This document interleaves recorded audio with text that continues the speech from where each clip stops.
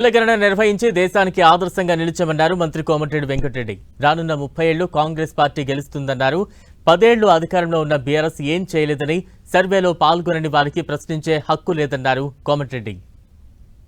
మా పార్టీ ఎమ్మెల్యేలు కలిసి భోజనం చేస్తే దాన్ని చర్చ అంటారా? ఆయన బీఆర్ఎస్ బీజేపీలో ఉంటే బీఆర్ఎస్ బీజేపీలో ఉంటే దాన్ని పొలిటికల్ చర్చ అంటారు. దాన్ని మా పార్టీ ఎమ్మెల్యేలు ఉట్టిగా రేపు అసెంబ్లీ ఇది ఉన్నది కదా, కులగణన ఉన్నది, బీజేపీ ఏబీసీ వర్గీకరణ ఉన్నది, ఈ స్కీమ్స్ ఇండ్లు స్కీమ్స్ మన 26 తారీఖు జనవరి 26 రోజు లాంచ్ చేసినాం. మండలానికి విలేజ్ దాని మీద సర్పంచ్ ఎలక్షన్ మీద వాళ్ళు కూర్చొని డిన్నర్ మీటింగ్ లో మాట్లాడుకుంటున్నాం.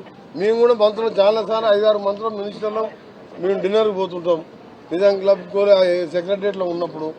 దాన్ని రాజకీయంగా మీరు దాన్ని సరే ప్రతిపక్షాలు అంటే వాళ్ళకి ఏం పని లేదు 10 ఏళ్ళు వాళ్ళు చేసింది లేదు, చెప్పేది లేక దీని గురించి సోషల్ మీడియాలో ఏదో మాట్లాడుతున్నారు. మీరు సోషల్ మీడియాలో ఎవరు నమ్మకండి. కుటుంబంలో నలుగురు ఉంటేనే అప్పుడప్పుడు చిన్న చిన్న డిస్ప్యూట్లు వస్తాయి. దాన్ని మేము ఇంటర్నల్ గా పరిష్కరించుకుంటాం. దామాష ప్రకారం సీట్లు ఇవ్వాలి. ఒకవేళ లేట్ అయితే కూడా పార్టీ పరంగా కూడా 42% పైన బీసీలకు టికెట్లు ఇస్తామని చెప్పి నిన్న ముఖ్యమంత్రి గారు చెప్పడం జరిగింది. చాలా సంతోషకరమైన వార్త. ఆ మాట చెప్పమని చెప్పండి కేసీఆర్ గారిని, కేటీఆర్ గారిని చెప్పమని చెప్పండి. అసలు కేటీఆర్ బీసీల గురించి మాట్లాడే లేదు. కులగణనలో పాల్గొనని వారికి దాని గురించి ఎందుకు సంబంధం?